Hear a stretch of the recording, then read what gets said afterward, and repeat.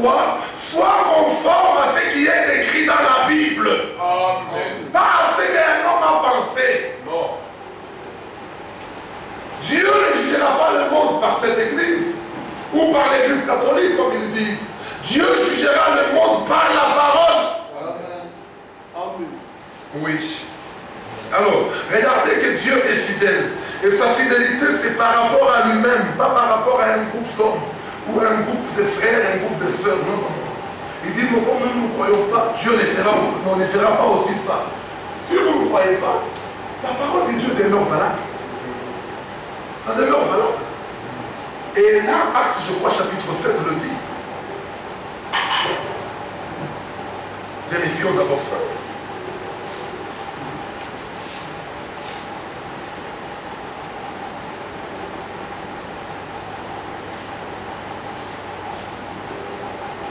Parce qu'il y a tellement de choses que les gens racontent, mais qui ne se trouvent même pas écrit dans la parole, frère. Laissez-moi vous lire ces choses. Nous voulons que vous demeurez dans la parole, vous demeurez dans la vérité, mes frères et sœurs. En demeurant dans la vérité, Dieu sera avec vous. Amen. C'est Luc chapitre 7, je vous l'ai dit. Luc chapitre 7. Verset 28, nous allons lire jusqu'au verset 30. Je vous le dis, parmi ceux qui sont nés des femmes, il n'y en a point de plus grand que Jean. Cependant, le plus petit dans le royaume de Dieu est plus grand que lui. Vous savez pourquoi le plus petit dans le royaume de Dieu est plus grand que Jean-Baptiste? Oui. Il est plus grand que Jean-Baptiste parce que Jean-Baptiste, malgré ce qu'il était là, il n'était pas né de nouveau. Aucun prophète de l'Ancien Testament, tous les saints de l'Ancien Testament, aucun d'eux n'était né de nouveau. La nouvelle naissance est devenue possible uniquement quand Christ est entré dans le monde. C'est lui qui dira à Nicodème dans Jean 3, il dit, si tu n'es né pas de nouveau, tu n'entreras pas dans le royaume de Dieu. Mais avant cela, aucun n'est né de nouveau. Voilà pourquoi, pour nous qui sommes nés de nouveau, nous sommes plus grands que Jean-Baptiste, nous sommes plus grands que David, nous sommes plus grands qu'Abraham, nous sommes plus grands que tous les saints de l'Ancien Testament. À cause de notre nouvelle naissance, parce que nous sommes devenus des enfants de Dieu véritable. Amen. On avance. Verset 29. Et tout le peuple qui a entendu Jean, et même les publicains, ont justifié Dieu en se faisant baptiser du baptême de Jean. Verset 30. Mais les pharisiens et les docteurs de la loi, en ne se faisant pas baptiser par Jean, ont rendu nul à leur égard le dessein de Dieu. Regardez que ces gens ont refusé de croire. Ils sont restés campés dans leur camp, dans leurs églises, dans leur manière de voir. Alors que le Seigneur, ceux-là que eux-mêmes étaient en train de parler, il était là au milieu d'eux. Mais ils ont été empêchés de le reconnaître et de le voir. Et à cause de cela, oh bien-aimés frères, la Bible dit qu'ils ont fait voir, qu'ils ont annulé à leur égard le dessein de Dieu. Que Dieu vous bénisse richement. Amen. C'est très très important. C'est pourquoi, frère, la fidélité de Dieu est liée à Dieu lui-même. Est liée à sa parole. Sans la parole de Dieu, le Seigneur ne peut rien faire. Je pense que si nous prenons encore le psaume vérifiant, psaume 89, regardez là où on va parler de la fidélité de notre Dieu.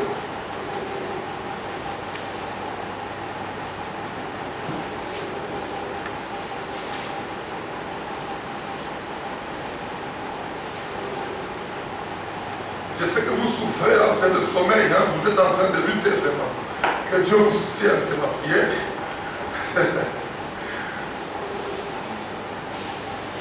Écoutez, verset 2. Psaume 89, verset 2. Je chanterai toujours les bontés du Seigneur. Ma bouche fera connaître à jamais ta fidélité.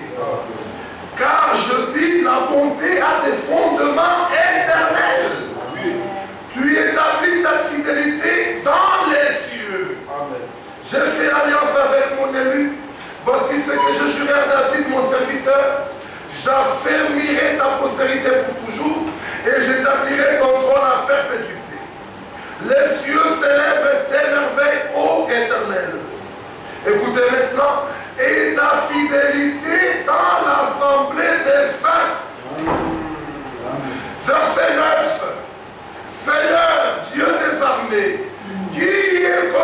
toi, puissant, oh Seigneur. Ta fidélité t'environne. Amen. Bien-aimé, Dieu est fidèle par rapport à lui-même. Oui. Amen. Et le verset 15, il ajoute, la justice et l'équité sont la base de ton trône. Oui. La grâce et la fidélité sont devant ta face. Amen. Quelle grâce merveilleuse, frère. Et vous pouvez continuer à dessin, frère. Et vous trouvez toutes ces belles écritures. Je peux aller plus loin, toujours en rapport avec ça. Mais voulons garder un peu la fidélité en rapport avec l'accomplissement des promesses. Dieu que vous voyez ici, frères et sœurs de New Delhi, ce n'est pas un homme pour mentir. Ne comparez jamais Dieu avec un homme. Moi ici, je peux avoir des bonnes intentions sur toi, ma soeur, sur toi, mon frère. Je peux te promettre tant de choses. Mais étant un homme, je suis limité. Il n'y a qu'un seul qui, lui, quand il promet, il réalise aussi. Amen. Celui-là, c'est Dieu lui-même. Amen. Dans Ésaïe 25, il dit ceci.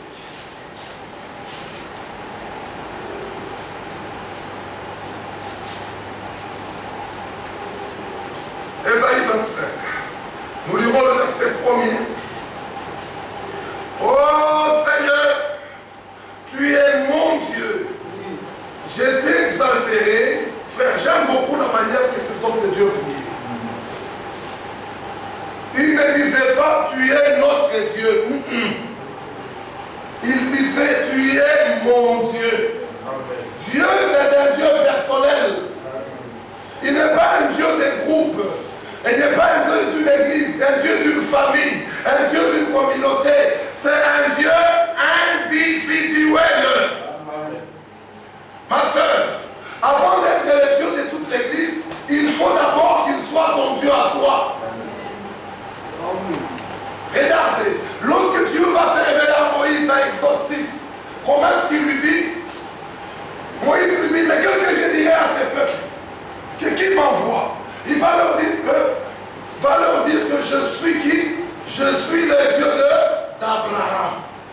Il ajoute encore, je suis le Dieu d'Isaac. Et puis il dit encore, je suis le Dieu de Jacob. Il n'a pas dit, je suis le Dieu d'Abraham, d'Isaac et de Jacob. Non. Parce que c'est deux choses différentes. Mais il a dit, je suis le Dieu d'Abraham, je suis le Dieu d'Isaac, je suis le Dieu de Jacob. C'est-à-dire quoi? Avec Abraham, j'ai eu une relation personnelle avec lui. Abraham m'a connu. J'ai fait alliance avec lui. Et je suis devenu son Dieu. Quand Abraham est parti, son fils Isaac qui est venu, lui aussi m'a connu. Ainsi, je n'ai pas seulement été Dieu d'Abraham, je suis aussi devenu Dieu d'Isaac. Étant devenu Dieu d'Isaac, Isaac m'a connu, il a connu mes lois, il a connu ma parole, il a marché avec moi. Il ne disait pas Dieu de mon père Abraham, mais il pouvait aussi dire mon Dieu. C'est la même chose. Isaac parti, Jacob, Israël vient aussi. Il dit, Jacob aussi, je l'ai connu. Jacob, je l'ai rencontré. Il n'a pas dit, tu es le Dieu de mes pères. Abraham et Isaac, non. Il pouvait dire aussi que tu es mon Dieu. Amen. Ce soir, nous ne sommes pas ici devant le Dieu de Germain, le Dieu de Zacharie, le Dieu de Sanchez, le Dieu d'un prophète. Nous sommes le Dieu de chacun de vous. Amen. Ce Dieu-là est devant chacun de vous. Ma soeur, mon frère, Dieu peut devenir ton Dieu à toi aujourd'hui. Amen. Afin que partout tu peux te retrouver, même dans la détresse, où tout le monde peut t'abandonner. Sache que ce Dieu-là qui est ton Dieu, lui ne t'abandonnera jamais. Amen. Souvenez-vous de cet aveugle-né. Jésus a prié pour lui. À cause de cela, on l'a abandonné par tout le monde. Quand tout le monde l'a abandonné et qu'il s'est retrouvé seul à l'écart, c'est au moment où Jésus est venu. Et Jésus lui dit, crois-tu au Fils de l'homme? Il dit, mais qui est-il, Seigneur, pour que je croie en lui? Il dit, il est devant toi. Il dit, oh, merci, c'était merveilleux. Dieu se révèle. Dieu se fait connaître à chacun, frère. Nous ne venons pas ici à un mouvement. Nous ne venons pas ici à un pique-nique. Nous venons ici expérimenter le Dieu de la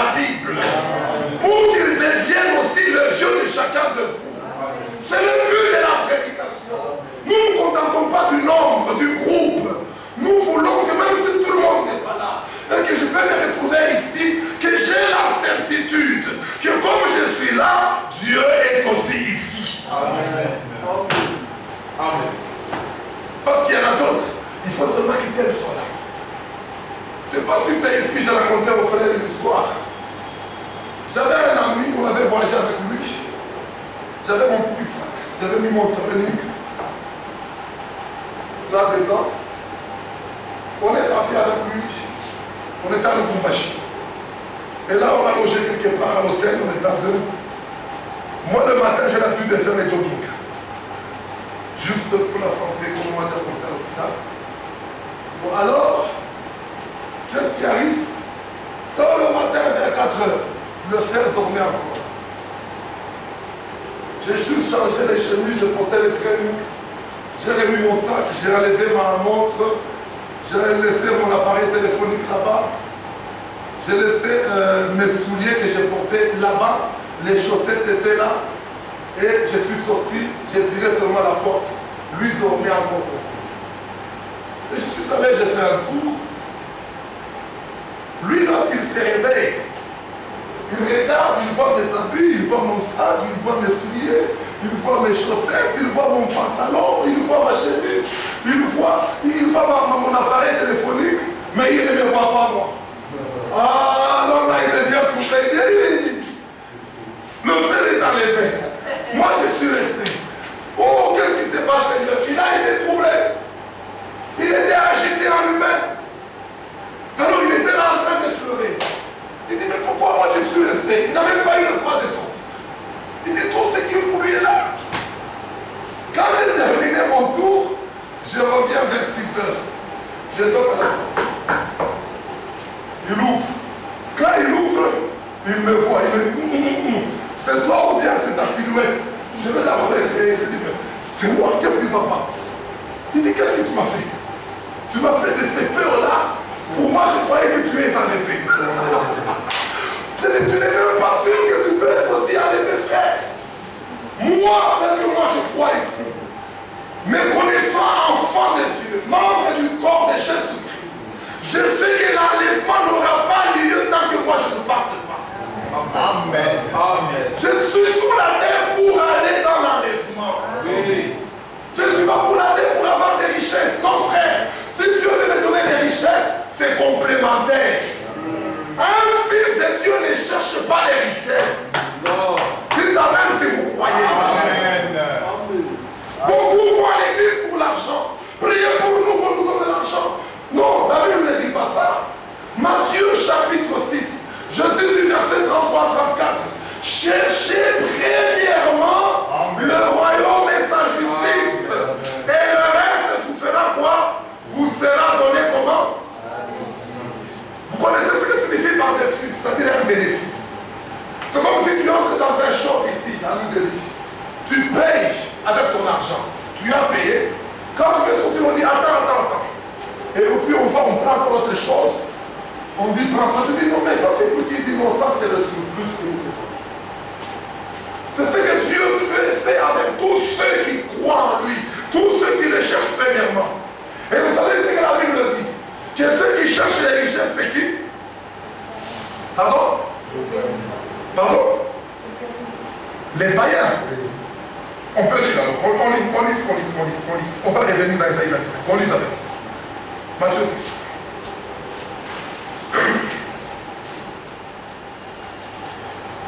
Matthieu chapitre 6. J'aimerais qu'on lise avec. Beaucoup de croyants sont aveuglés par ces choses. Et dans les églises, c'est plein comme ça. On trompe même les croyants. Donne-nous $100. Dieu va te donner $500. C'est faux, c'est écrit où? À Kinshasa, un jour, j'ai trouvé un pasteur en pleine ville, avec un petit sac qui passait dans chaque magasin. Oh, prête à Dieu, Dieu te remboursera, prête à Dieu. Il arrive devant moi, il met son petit sac, prête à Dieu, je l'ai tenu à la main. J'ai dit, tu as dit quoi? Hein? Toi, tu peux prêter à Dieu, toi, un homme, tu peux prêter à Dieu. Dieu qui te dit, tout m'appartient, tout. Toi, maintenant, tu lui prêtes. C'est écrit où? Il pose la question dans Isaïe, dans Jean 42. De qui suis-je le débiteur? C'est-à-dire, à qui j'ai un crédit, c'est ce qu'il dit. Pour que moi, je puisse le payer. Alors je dis à cet homme, c'est comme ça que vous faites injurier les hommes de Dieu. Si tu n'as pas besoin de l'argent, va travailler, non? Cherche un travail, tu travailles. Mais qui d'aller là, oh, prête à Dieu. Comme je suis venu là, on dit non, on va donner des enveloppes. On les garde chacun. Toi, on dit non, on écrit 500. On regarde 50. On regarde là-bas. Et on donne ça. Ce n'est pas ça. Dans les choses de Dieu, quand vous voulez offrir à Dieu, c'est volontairement. C'est libéralement. Parce que Dieu est celui qui donne libéralement. Sans contrainte, sans être forcé.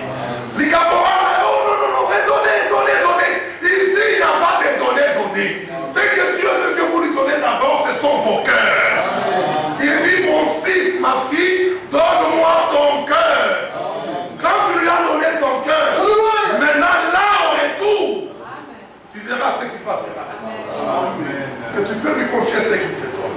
Mais si on doit être là, donnez, donnez, donnez, donnez. Vous pillez le peuple de Dieu. Et Isaïe 42 dit, quand on regarde l'état de l'église, Isaïe 42 verset 8, vous le descendez, il dit c'est un peuple pillé, dépouillé, dont on dépouille tout. On crée même des systèmes dans les églises, on met une corbeille pour les soeurs, une corbeille pour les frères. Et on regarde les cantiques là-bas, on va voir ceux qui vont donner plus. Alors le pasteur est là en train de regarder dans les caisses. Frère, c'est la distraction. Dieu n'est pas dans ces choses-là. Amen. Vous pensez que Dieu n'est pas capable de vous donner l'argent? Dieu est capable de donner l'argent. Amen. Amen. Amen. Regardez comment les gens ont dérangé l'évangile de Jésus-Christ. L'évangile, on l'a reçu gratuitement et nous les donnons aussi gratuitement. Amen. Amen. Que Dieu bénisse chacun de vous. Amen. Alors on regarde dans les corbeilles. Comme on connaît les mamans, alors on dit, maman, on vous a gagné. Les papas ont gagné aujourd'hui, ils ont marqué un but. On va chanter encore, on va faire deuxième tour. La maman, même ce qu'elle a gardé pour les légumes, elle est obligée d'enlever ça. Là maintenant c'est un pillage, frère. Elle ne donne pas ce que toi tu le dis. Et laissez-moi vous dire, dans cela, il n'y a pas de bénédiction. C'est pourquoi ici, nous ne vous demanderons jamais des choses comme ça. Jamais. La corbeille peut passer, si tu en as, tu donnes. Parce que réellement, tout celui qui vient à Dieu, il doit amener quelque chose. C'est l'Écriture qui le dit, je peux vous le dire. Nous venons avec ça, c'est pour adorer Dieu. Comme les rois mages, quand ils sont allés devant Jésus-Christ, ils voulaient l'adorer, il n'était pas main vide. Ils lui ont amené quelque chose. Amen. Amen. Regardez aussi, on peut prendre cette femme-là, adultère, qui est allée auprès de Jésus. Elle a amené le parfum. Elle voulait être Jésus. Parce que devant le Seigneur, on ne vient pas les mains vides. On vient avec quelque chose à donner au Seigneur si on en a. Je dis bien si on en a. Nous n'avons jamais dit ici, frère, allez demander des crédits. Jamais, frère. Ne prenez jamais un crédit pour Dieu. Jamais. Ne prenez jamais un crédit. Dieu, il a tous les moyens qu'il faut. Amen. Amen. Que Dieu vous bénisse. Et je ne sais même pas pourquoi j'ai parlé de ces choses. Laissez-moi vous dire, frère. Que Dieu vous fasse grâce. On a vu des choses comme ça. Mais sur tous les moments. Et la Bible dit, c'est un peuple pillé, un peuple dépouillé, et personne ne dit restitue. Donc il n'y a personne qui pense à la restauration. Il n'y a personne qui pense à ce qu'était la première église à la Pentecôte. Comment on a marché dans cette église, comment on prêchait dans cette église, comment on baptisait dans cette église, comment les pratiques étaient dans cette église. Nous n'allons pas amener nos pratiques d'aujourd'hui. L'église n'a pas commencé avec nous, l'église a commencé avec les apôtres.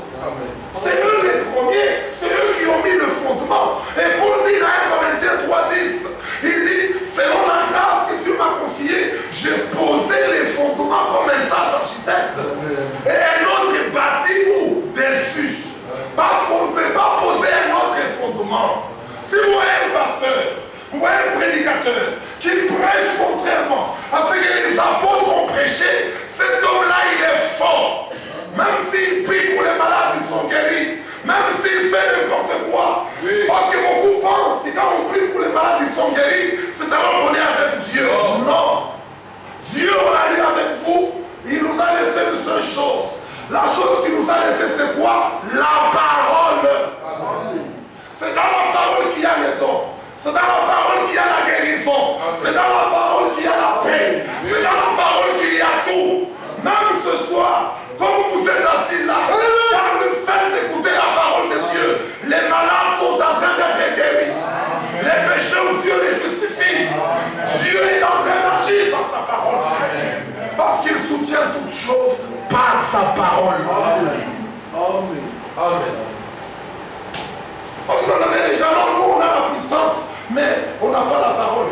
C'est impossible d'avoir la puissance sans la parole. Parce que la puissance, c'est la parole même. On avait lu ces choses, on n'a pas le temps. Revenons rapidement. Je sais que vous souffrez, comme moi aussi je souffre déjà ici. Nous sommes dans Matthieu 6. Lisons cela, frère. Oh, comme l'Esprit m'a conduit à lire ça, je sens qu'il y a quelqu'un qui peut être dans cette position. Peut-être c'est pour toi, mon frère, ou pour toi, ma soeur, que Dieu veut que nous lisons ça. Alors sois attentif.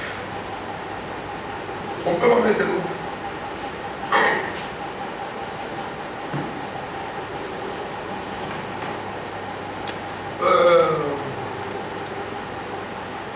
Je vais lire en sautant. Hein? Je lis d'abord le verset 25. Écoutez bien. C'est pourquoi je vous dis, ne vous inquiétez pas pour votre vie, de ce que vous mangerez, ni pour votre corps, de quoi vous serez vêtus. La vie n'est-elle pas plus que la nourriture, et le corps plus que les vêtements? Amen. Amen. Croyez-vous cette parole? Amen. C'est un ordre qu'il donne. Il dit, ne vous inquiétez pas. Mais il y a des gens qui s'inquiètent. Vous savez, ceux qui s'inquiètent, ils sont pourquoi? C'est parce qu'ils ne sont pas enfants de Dieu. Je vois cet enfant Bella qui est là. Supposons quand la soeur attendait famille et que le bébé était dans le ventre, tel qu'il est là. Et un jour, le bébé parle dans le ventre de sa maman. Maman, je vais voir papa. Qu'est-ce que sa maman va lui dire? Qui est intelligent? Qui peut me répondre? Pardon? Vas-y. Vas-y. Oui? Qui peut me répondre? Non. Mais tu dis, voilà, impossible. Tu dis que non. La maman est déjà me dira, mais c'est insensé ce que tu dis. Comment dans le ventre tu peux voir ton papa? Tu cherches à le voir, c'est parce que tu es dans le ventre. Mais lorsque tu vas l'être, ce n'est pas toi qui chercheras ton papa. C'est ton papa qui viendra te chercher lui-même. Parce que tu es né. Que celui qui a des oreilles pour entendre, qu'il entende ça. Oui. Oh maman, moi je veux que vous m'achetez des habits ici, je vais porter des habits. Sa maman lui dira non. Toi les habits, ne t'inquiète pas. Si tu veux porter les habits, nais seulement, nais. Quand tu naîtras, nous-mêmes, c'est nous. Nous qui irons chercher et acheter. C'est nous qui nous inquiéterons. Oui. Toi, tu ne t'inquiéteras plus. Parce que toi, tu es déjà né. Et comme tu es déjà né, c'est de notre responsabilité à nous. Est-ce que vous comprenez la chose, mes frères? Oui.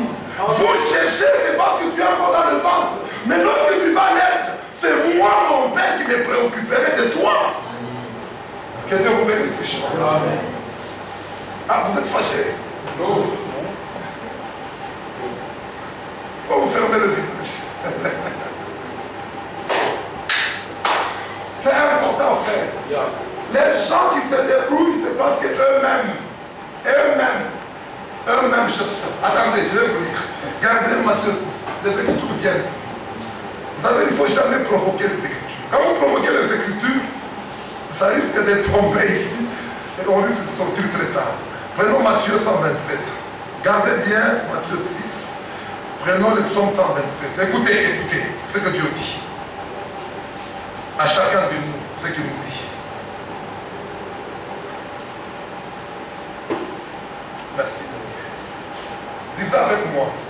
Est-ce qu'on peut, ça j'aimerais qu'on lise ensemble, bien que vous souffrez un peu. Ça peut vous permettre là, quand vous lisez, vous allez être attentif. Lisons ensemble, lisons. Commençons par le verset 1er. Si l'Éternel bâtit la maison, ceux qui la bâtissent travaillent en vain.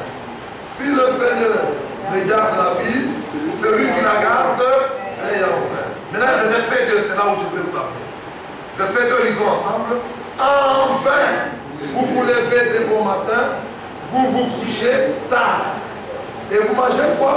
Vous mangez le pain des douleurs. Quand vous mangez le pain des douleurs, parce que vous vous réveillez tôt le matin, très tard, pensant que c'est cela que vous allez manger, il dit quoi lui?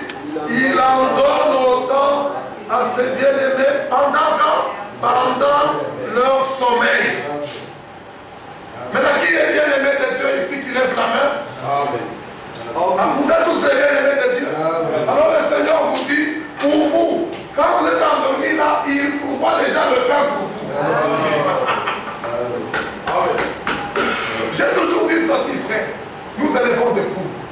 Nous élevons des coqs.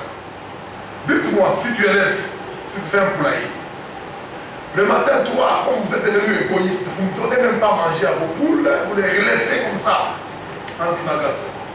La poule, quand elle sort, vous ne verrez jamais une poule rentrer le soir à la maison et commencer à pleurer. Dire, oh papa, aujourd'hui je n'ai pas bien mangé, je ne suis pas rassasié. Ça n'existe jamais. Depuis que le monde existe, les poules, les coqs sont toujours nourris. Quand ils rentrent à la maison, ils ne se plaignent pas parce qu'ils sont rassasiés. Est-ce que vous comprenez? Mais toi que Dieu a créé à son image, toi qui te dis être son fils, tu es toujours là à te plaindre. Tu es toujours là à te faire mal à la tête. Tout ça c'est quoi? Parce que tu n'es pas né de Dieu. Parce que tu ne veux pas croire la parole de Dieu. Si tu prends Dieu au monde, tu crois sa parole, mes frères, comme on le lit là, ce que Dieu a écrit deviendra une réalité dans ta vie. Amen. Le Seigneur lui-même prendra soin de toi. Dieu vous bénisse richement. Nous reprenons Matthieu 6. Matthieu 6. Verset 25. C'est pourquoi je vous dis, ne vous inquiétez pas. C'est le Seigneur qui dit. Ce n'est pas le frère Jean-Chess. C'est le Seigneur qui te dit ce soir. Toi qui entends, écoute bien. Ne vous inquiétez pas pour votre fille de ce que vous mangerez,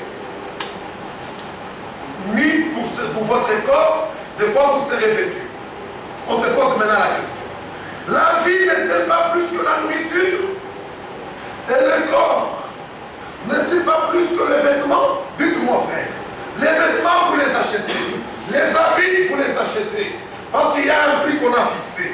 Mais ce qui n'a pas de prix, c'est que le monde ne peut jamais acheter. Dieu te l'a déjà donné. Mais comment il ne peut pas te donner ce qui est rien là? Alors il vous dit, ne vous inquiétez pas. C'est pourquoi, bien aimé, regardez comment l'écriture commence. Il dit, tous ceux qui respirent, ils font quoi? Ils louent le Seigneur. Chaque matin, pour ceux qui ont déjà constaté, pour ceux qui se réveillent tôt le matin, vous venez tôt le matin, les oiseaux. La nuit, vers 19h, 20h, les oiseaux dorment et se couchent. Plus de bruit. Les oiseaux sont calmes. À 4h, 5h, quand le lever du soleil commence, vous les entendez. Ils sont en train de louer Dieu parce qu'un nouveau jour vient de commencer. Mais il y a que l'homme que Dieu a créé, quand il voit les jours se lever, ce sont des problèmes qui commencent, des calculs. Bon, aujourd'hui, ce sera comment? Le Seigneur dit, ne vous en occupez pas. Amen. Votre Père, c'est qu'on va le lire. On va le lire. On va le lire. Regardez. Il dit, la vie n'est-elle pas plus que la nourriture et le corps plus que les vêtements. Verset 26, écoutez. Si vous voulez parler, il vous donne ceci maintenant. Oui. Regardez les oiseaux du ciel. Ils ne sèment ni ne moissonnent. Et ils n'amassent rien dans des greniers. Et votre Père Céleste fait quoi? Les nourrit. Amen. Maintenant, on vous pose la question. Ne valez-vous pas beaucoup plus qu'eux? Qui de vous, par ces inquiétudes, peut ajouter une coudée à la durée de sa vie? Qui? Et pourquoi vous inquiétez au sujet du vêtement? Considérez comment croissent les champs, il les travaille, il les filme. Cependant, je vous dis que Salomon, même dans toute sa gloire, n'a pas été vêtu comme l'un d'eux. Alors, verset 31, j'ai sauté, écoutez bien. Ne vous inquiétez donc point. J'allais entendre un puissant amen. Amen. D'autres sont distraits, ils sont là à regarder, à contempler, je ne sais quoi. Vous êtes venus pour écouter la parole. Oui. Avant de servir, tu es ici, mais tu es ailleurs. Ton corps est ici, mais toi-même tu te vois quelque part là-bas, je ne sais pas, quoi. Avec vos noms ici, comme je ne sais pas comment je peux appeler, vos noms sont compliqués. Tu te vois, je ne sais pas où. Tu es ici, mais tu fais le corps qui est là. Mais toi-même, tu es déjà ailleurs. Et puis la parole va très bien, tu sortiras tel que tu es entré. Et avec ça, vous croyez que Dieu n'est plus fidèle. Dieu a changé. C'est ce que Romain nous a dit. Si quelques-uns ne croient pas que leur incrédulité a numératé la fidélité de Dieu, loin de là. Comprends pourquoi tu es ici. Demande à Dieu, Seigneur, rends-moi attentif comme il dit.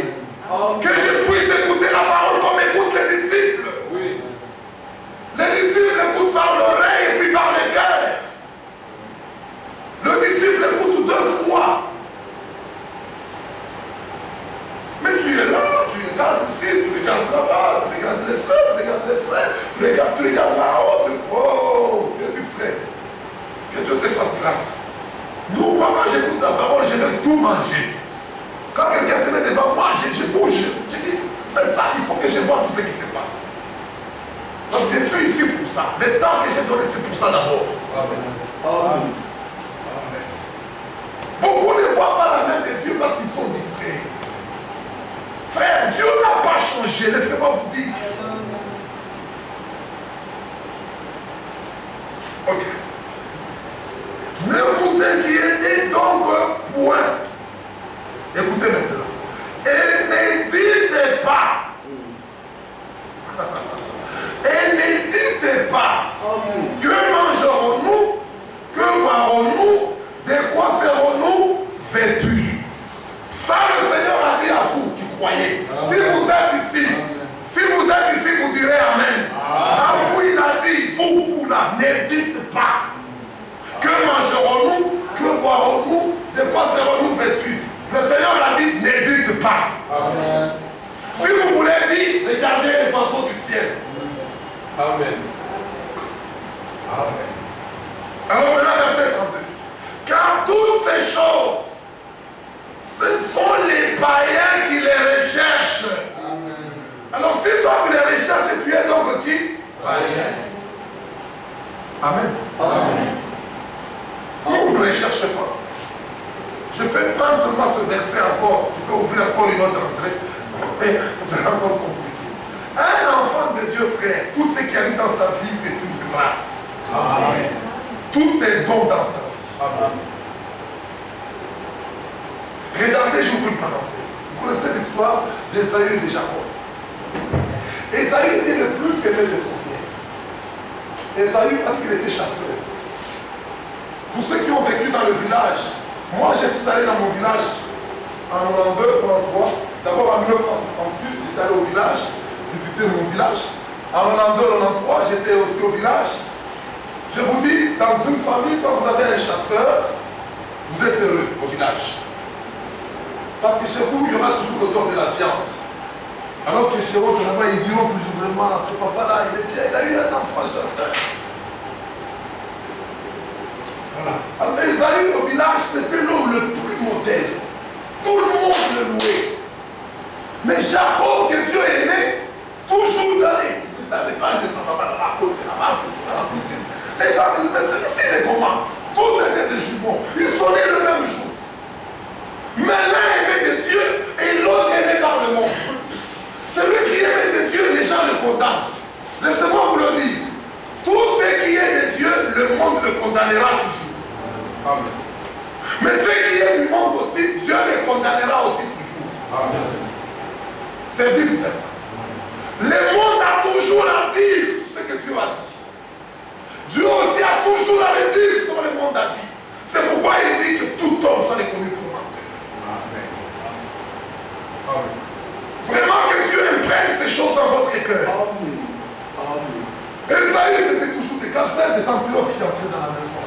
Jacob était toujours là. Le papa regardait et dit, moi je n'ai pas vu le monde. C'est ça, c'est un fainéant. Tel enfant, il est comme ça. Mais il ne connaissait pas le dessein de Dieu. Il ne connaissait pas ce que Dieu voyait sur Jacob. Ne jugez jamais quelqu'un avec vos yeux. Ne jugez jamais selon l'apparence des frères. Regardez les gens comme Dieu les voit. Amen. Parce que Dieu, quand il nous voit, nous les élus, il nous voit en Christ. Amen. Pouvez-vous dire Amen? Amen. Il nous voit en Christ. Amen. Pourquoi tu peux juger un frère? Pourquoi tu peux juger une soeur? Aussi longtemps qu'on est en vie, aussi longtemps qu'on est au temps de la grâce, ne jugez jamais quelqu'un, ne méprisez jamais quelqu'un. Toutes les possibilités pour le salut de la personne sont encore possibles. L'église n'a qu'un devoir, pas de chasser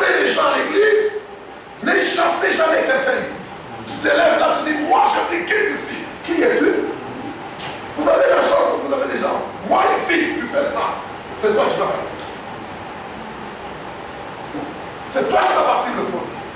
Dans l'église de Dieu, on ne chasse pas.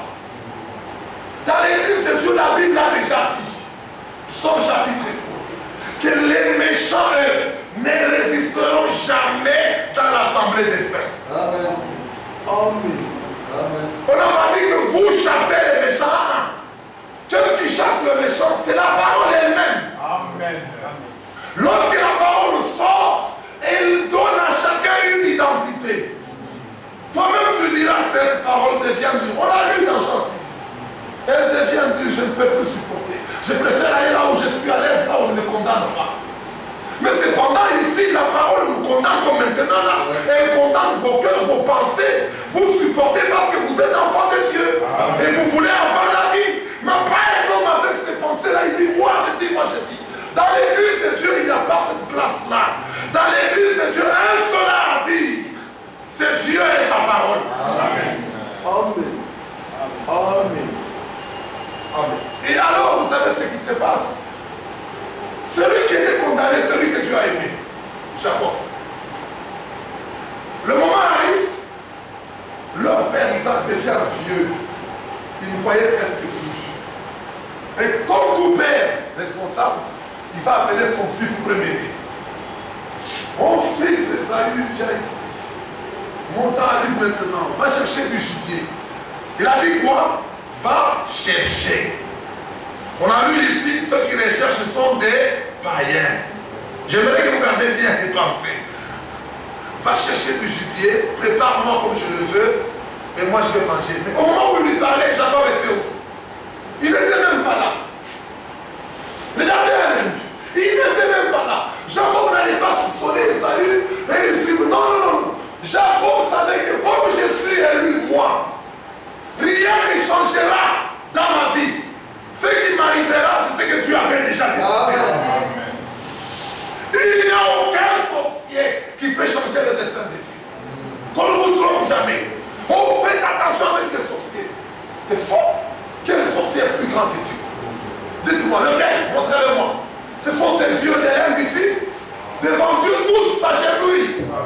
Parce que Dieu, lui, est le puissant. Il est le créateur. Amen. Amen. La Bible dit, les coutumes des nations sont vaines. Amen. Regardez les gens, surtout là chez nous. Quand quelqu'un perd son mari, une veuve ou bien un homme qui a perdu sa femme, le jour où on doit lever le deuil, il doit se laver dans les croisées des avenues. Il va là-bas, il se lave. Il dit comme ça, je laisse le cadavre ici. Celui qui viendra marcher ici, il aura l'esprit. Maintenant, toi, tu es là, on t'a déjà inculqué ces choses dans ta tête. Tu es en train de marcher, tu arrives là-bas, il y a des eaux, tu ne savais pas. Quand tu mets le pied, c'est le moment où le diable te montre. Il dit, regarde là où tu as mis le pied. Il va te dire, comme tu as déjà cru ça, tu deviens déjà malade. Et là, tu accomplis Job 33, 25, où il a dit, ce que tu crains, c'est ce qui t'arrive. Ce que tu redoutes, c'est ce qui t'atteint. Comme tu avais déjà peur de cela, tu commences à t'imaginer, j'ai pétillé ces eaux-là. Mais moi, il est élu. Quand j'arrive là, je pétille, même je vais me laisser, je commence à prendre mon téléphone. Je dis, ouais, tu as dit quoi? Je regarde même là-bas. Le diable lui-même s'embrouille, il a dit, mais celui-ci, il est comment? C'est un homme surnaturel qui est sur la terre. Amen. Un homme qui vit dans la foi. Amen. Que Dieu vous bénisse, richement. Vous craignez ce qu'il ne faut pas craindre. Un jour, je suis chez nous. J'avais cru avant mes parents, moi. Et après, ils sont tous venus à la foi. Nous nous réveillons le matin. Moi, j'étais encore au lit. Comme les mamans se réveillent souvent les premières. Ma mère ouvre la porte de la maison. Quand elle sort là-bas, on a mis 3 heures, un peu de farine autour et quelques morceaux d'herbe là qu'on a un peu bougé un peu là-bas. Lorsqu'elle sort seulement, elle va dire, j'ai entendu là. Je me lève, je dis, c'est quoi? Il dit, non, mais ils sont pas. Je dis, c'est quoi?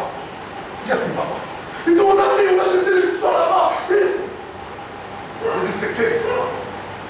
J'ouvre la porte, je vois des œufs, je commence à rire. Mais c'est bon, il a eu pitié de nous.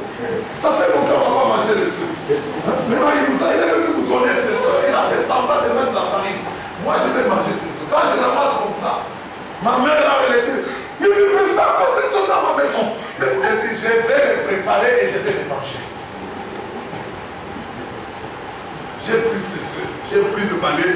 J'ai enlevé la saleté, la poussière et tout. J'ai dit, toi qui as mis ça, merci beaucoup parce que je n'ai pas mangé les œufs.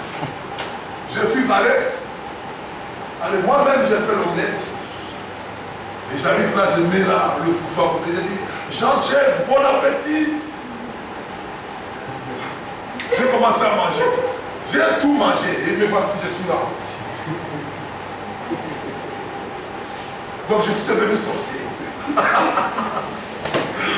Vous craignez ce qu'il ne faut pas craindre. Un jour, je travaillais au Kassai. Voyez, chez nous, au Kassai, il y a trop de traditions. Au Kassai, il y a ce qu'on appelle, vous voyez, dans la Bible, on parle du bouc d'Azazel. C'est le bouc sur lequel on mettait le péché et qu'on chassait dans le désert. Mais chez le Kassai, on a mis sur les coqs, sur les poules. Bon, c'est la poule d'Azazel, c'est le coq d'Azazel. Un jour, un frère, il constate chez lui, il y a une poule qui est toujours là, qui tombe là-bas. Il se forme auprès des voisins, les voisins disent non, c'est la poule d'Azazel. Mais il a fait beaucoup de temps, il a commencé à mettre les yeux. Le frère est venu me voir.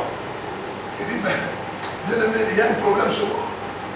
Là, il y a une poule d'Azazel, mais ça fait longtemps, ça m'appartient à personne. J'ai demandé à tout le monde, non, c'est la poule d'Azazel. Les poules comme ça, on ne les mange pas. Je dis, frère, amène-moi ça, ce sont les choses que nous on mange. Il est venu avec la poule, avec les œufs. J'ai coupé la tête moi-même. Je dis à ma femme, mets-moi de l'eau chaude. J'ai dit, mets-moi de l'eau chaude. Je vais préparer, j'ai appris à préparer il y a longtemps. Moi j'étais étudiant, j'ai préparé moi-même les poules et tout ça. J'ai enlevé les plumes, j'ai bien, vous savez, les hommes savent bien préparer les femmes. J'ai coupé les morceaux, tout. Et on a mangé avec le frère à deux. La poule d'Azazel. Et ces œufs-là, on les a aussi mangés. Mais il est là en vie, encore la même. Et vous savez, il y a beaucoup d'années que je l'ai mangé. C'était en 95. Qu'est-ce que nous voulons vous dire ce soir, mes frères? Un homme qui a cru, qui ne craint pas ce que le monde craint. Amen. Amen. Que Dieu vous